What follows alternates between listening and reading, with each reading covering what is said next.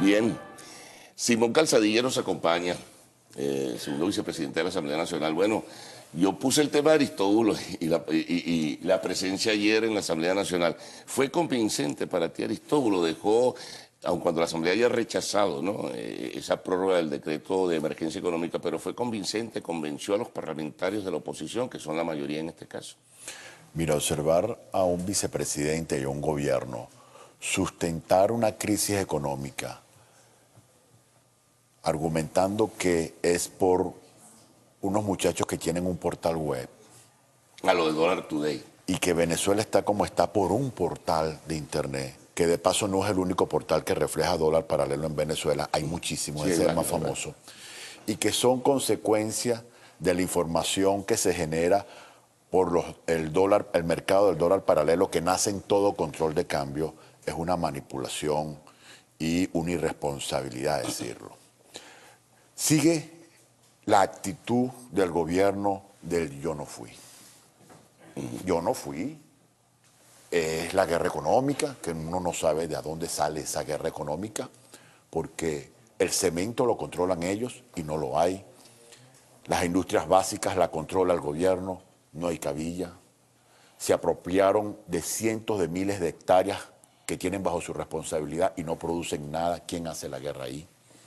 Entre muchas otras cosas que vienen pasando. No, y el gobierno Ahora tiene dicen, el monopolio de las divisas, además. no solamente eso, ahora dicen que es que el petróleo estaba a 125 y como está a 25, bueno, hay crisis. Es decir, este es un gobierno que no fue bueno porque era bueno, sino porque el petróleo estaba alto, lo están diciendo, y ahora la cosa está mal porque el petróleo está bajo. Sin embargo, hace año y medio el petróleo estaba a casi $100 y ya había casi 45% de escasez, ya teníamos una inflación superior al 50%, la más alta del mundo, y todo lo que está pasando hoy se estaba advirtiendo si no se tomaban los correctivos.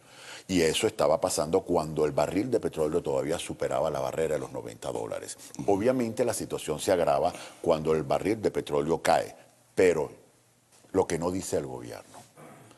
Somos el único país de la Organización de Países Exportadores de Petróleo que hoy tiene esta crisis. ¿Por qué Arabia Saudita, Kuwait, Rusia, México, Ecuador, y aquí mismo América Latina, no tienen esta crisis?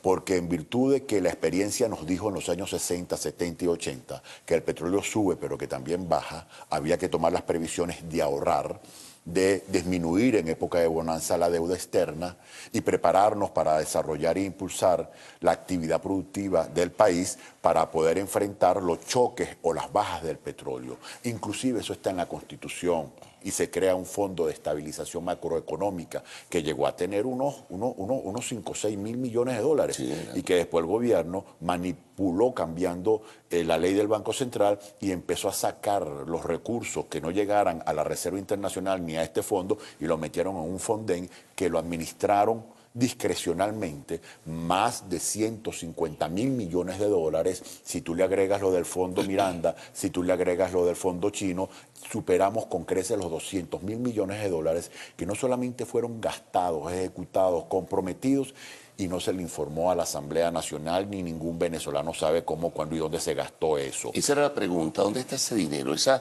cuantiosa, abrumadora y pesada...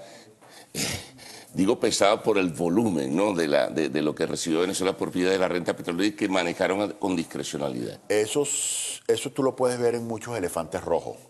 Es decir, cuando tú vas para Valencia, ves abandonado las estructuras del supuesto ferrocarril, sí, el Tinaco-Anaco también abandonado, un montón de inversiones a donde en todas partes tú ves faraónicas estructuras y que para desarrollar el agro y todo ese quebrado, los valles de Araguas, tú ves las estructuras que costaron millones de dólares y están abandonadas. En todo el país hay elefantes rojos por todos lados, pero eso sí, los funcionarios responsables de ejecutar ese dinero hoy están enriquecidos. Una profunda corrupción por una tremenda oscuridad y secretismo en el manejo de los recursos de todos los venezolanos. No es porque se acabó el dinero, sino que se asignó y después desapareció. Es que los venezolanos estamos claros, y todo el pueblo lo sabe, que este país no está quebrado y no está en esta situación por falta de dinero. Fue por una terrible administración que no planificó, ejecutó muy mal, una alta corrupción, no quisieron rendir cuentas, no quieren dar explicaciones. Esos funcionarios tendrán, Simón, que rendir cuentas alguna vez en su vida, ¿no?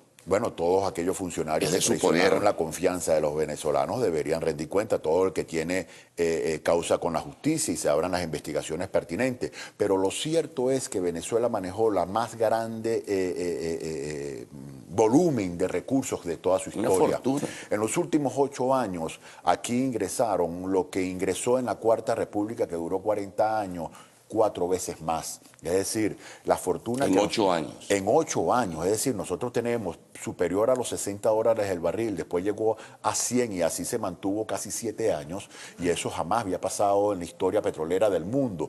Y ese gran volumen le permitió a países como Noruega ahorrar un pote que ahorita tienen 800.000 millones de dólares ahorrados, ¿no? Eso le permitió a Arabia Saudita también ahorrar, le permitió a todos los países petroleros prepararse, desarrollar fuentes alternativas de actividad productiva. Venezuela hizo todo lo contrario. El presidente le hizo la guerra a la actividad productiva venezolana. El presidente no planificó, no hizo un plan de consenso y fíjate tú, cuando el presidente... Eso no habló Aristóbulo ayer. De eso no habló Aristóbulo ayer. Aristóbulo no dijo, por ejemplo, que cuando el doctor Caldera entregó la presidencia, el barril de petróleo estaba a $7 el barril. La deuda externa estaba a 30.000 millones de dólares. Hoy, después de haber recibido más de 1 billón de billones, una cifra descomunal, una cosa que no se puede cuantificar, nosotros tenemos una deuda externa que supera los 200.000 millones de dólares. El año pasado y el año antepasado no le pagamos a los proveedores que nos enviaron mercancía porque el gobierno autorizó, dio el certificado, puedes importar, la mercancía vino, la certificaron en puertos, se vendió en bolívares, los empresarios privados pagaron a Cadivi los bolívares y el gobierno no hizo la transferencia en dólares. El gobierno se quedó con los bolívares de los privados. Se quedó con los bolívares de los privados y no ejecutó los dólares. Ayer el vicepresidente mintió y dijo que el gobierno ha pagado responsablemente. Eso no es verdad. Ha pagado puntualmente la deuda financiera, la que es bonos, porque esa no pagarla... Sí, lo que le debe a la banca internacional, pero no a los proveedores. Pero a los proveedores desde hace 2 años ha sido un gobierno malapaga. A los proveedores internacionales y a los proveedores en Venezuela. PDVSA le debe a todo el mundo, no tiene el flujo de caja necesario para pagar y todo ese desorden ha repercutido en una caída, en un receso, en un retroceso de la actividad económica venezolana y es producido por un modelo y una forma de gestión financiera absolutamente equivocada, un modelo cambiario que le venimos diciendo de hace años que nos iba a llevar a la ruina. Ahora no hay ahorro, ahora no hay dólares y el gobierno lo único que supera a la escasez de dólares es la escasez de confianza. O sea, ¿no se justificó entonces a tu juicio para la mayoría parlamentaria que lo rechazó ese decreto de emergencia económica?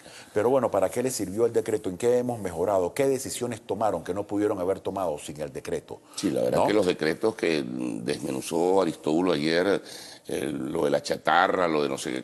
Todo eso lo pudieron hacer sin el decreto de emergencia. Hubo un solo decreto con los cuales ellos se sustentaron para tomar esa medida y que sí necesitaban el decreto, que fue ampliar la base tributaria de 1.000 a 3.000. Pero nosotros ya habíamos introducido en el Tribunal Supremo de Justicia para que eso se hiciera y la Asamblea estaba en la disposición de aprobarlo inmediatamente. No era necesario el decreto de emergencia porque nosotros más bien fuéramos los que hicimos la propuesta. Fue a cuidar las formas porque ya el día anterior a través de Gaceta Oficial el gobierno simplemente, o había decidido el gobierno que se prorrogaba. No, pero estamos en los lapsos para negarlo, ¿no? Okay. Nosotros recibimos en las primeras 48 horas, hicimos la sesión y tenemos 8 días para evaluarlo. Mañana viene el presidente del Banco Central de Venezuela, lo vamos a escuchar, después nos vamos a reunir y vamos a tomar una decisión al respecto. Pero estamos en los lapsos y lo podemos negar si así lo consideramos pertinente.